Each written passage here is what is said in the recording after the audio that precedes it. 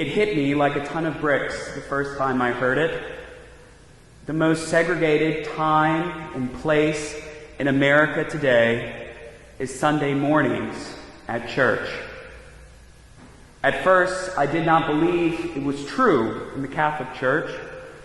Then, as years went on, I began to learn something different.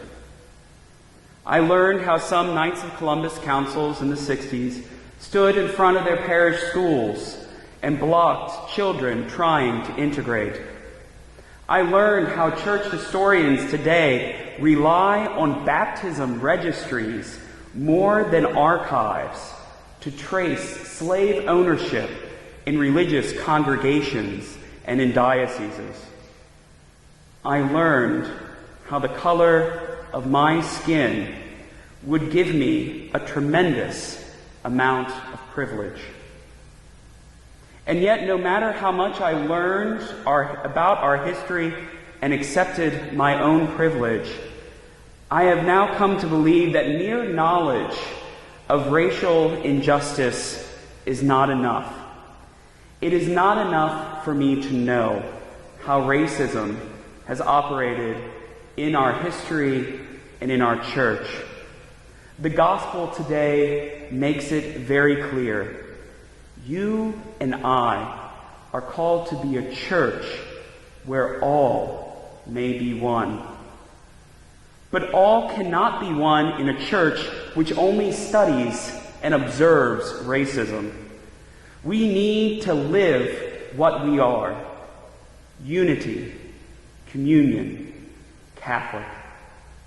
We live our Catholicism by looking at the elders of our church, who got it right when so many around them got it wrong. Mother Catherine Drexel, Dorothy Day, Martin de Porres, Peter Claver. These sisters and brothers move beyond what they knew or observed and strive for a church where truly all may be one.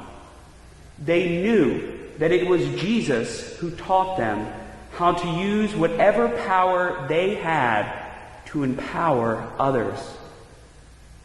Racial reconciliation in our church begins, is sustained by, and finds its completion in Jesus Christ. Jesus shows us how to empower those who, whether by race, nationality, or economic status, do not have the power that they need in this life to flourish. Racial reconciliation requires those of us who have power in the church to step aside, listen, and follow our sisters and brothers who can lead us towards unity. Pretending that we do not have power in order to project some image of humility doesn't work anymore. Whether we recognize it or not, we have been given power and authority in our church.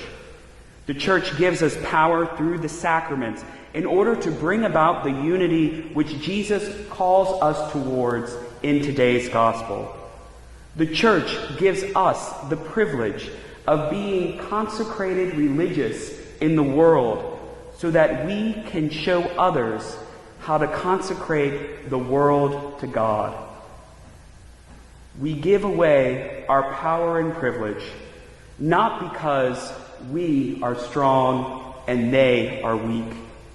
We give it away freely and gladly because they are strong and deserve every possibility to flourish.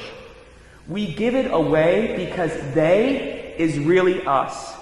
We give it away because He gave it away. We give it away so that all may truly be one in Him. Yeah.